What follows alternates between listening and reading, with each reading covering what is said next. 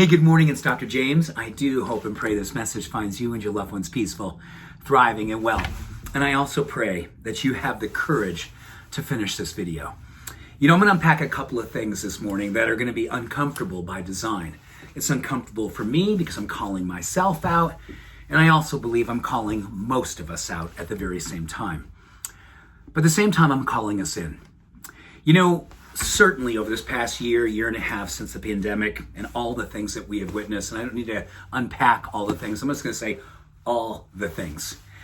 And all these things, one of the things that we have done really, really well, and I love it on some level, I'm very, very encouraged by it because the voices are coming up.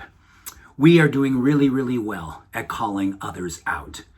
We're doing really, really good at calling others out for things that we believe are unacceptable. Ways of being, ways of living, ways of seeing, ways of diminishing, ways of dehumanizing. A whole lot of calling out. And it's been necessary for the most part. I also believe there's been some unnecessary calling out. People that we don't agree with, people that we don't see value alignment, people that we don't see necessarily them doing what we believe they should be doing. And that's where I'm going to ask us to consider the power of calling in.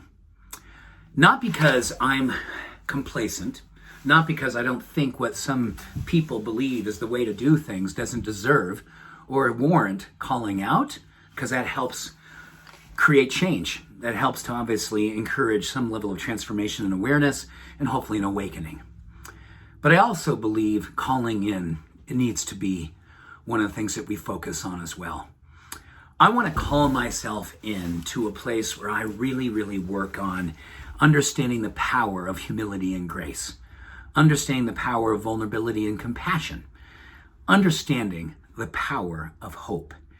There was a study that was recently done that talked about how does real change happen when we look at others that we believe are doing things in a way that we don't agree with, and we could have all kinds of wonderful reasons that we want to call them out for their behaviors, for the way they do things that they do. And yes, that can be and could be a very important way to go about just that experience. But if you are looking at people, you're going, you know what? I know that sometimes people are really looking for a place just to call home. And we find ourselves in alignment with things we don't necessarily believe in, but we just find ourselves just trying to fit in. A lot of that is human nature. A lot of that is just looking for a place to call home, to feel safe, to feel wanted, to feel like we have people around us that have our back, that are looking out for us. Well, I like to say that coming from a place of spirituality means that you are required, it's an obligation, to make sure that as much of what we do comes from a place of calling in and using the power of hope. When we look at leadership, when we look at the most contagious and the most powerful way to invite people into their own transformation, and I'm not saying this is an us and them and what we do is right and what they do is wrong. I'm saying that we are always, in my humble opinion, if we're coming from a place of calling in the encouragement, in the energy, in the desires to create more love and acceptance and inclusivity, compassion, empathy, community, common humanity, then we're going to have to call in. We're going to have to call in. And because the research is absolutely 100% pointing to, we do better under the influence of hope than we do in any other way. And hope requires calling in. What does it look like? It looks like hello. It looks like eye contact. It looks like a smile. It looks like not judging. It looks like not diminishing. It looks like not dehumanizing. It also looks like when we're on social media, if we see an energy that we don't necessarily agree with, we can either move on or we can drop in something loving and just go on our way. Or if we feel it's absolutely necessary, yes, there can be a calling out. The discernment, when we can call out, is always important, but not more important than calling in. I'm of the belief that calling in is going to be the more important path if we are to ever find our way back together again. Calling in is going to mean that we're going to have to reduce our need to be right.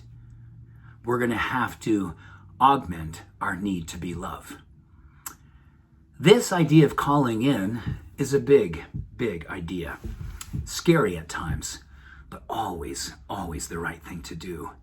Ultimately, if we are to find our way through to another good place, a better place, a more loving, common humanity place, calling in will be the energy of choice, the choice that we'll have to make when we're in that space of grace, asking ourselves, what is mine to do? Do I call out? Do I call in? Let us see where the opportunities are to begin to call in, and let us see how that grows from there. So with that, I'm calling you in. Thank you. Thank you for being a part of this movement. Thank you for being a part of what makes us all live and love out loud. I see you, I hear you, and I'm deeply grateful for you. Much love, all blessings. Have an awesome day. Bye for now.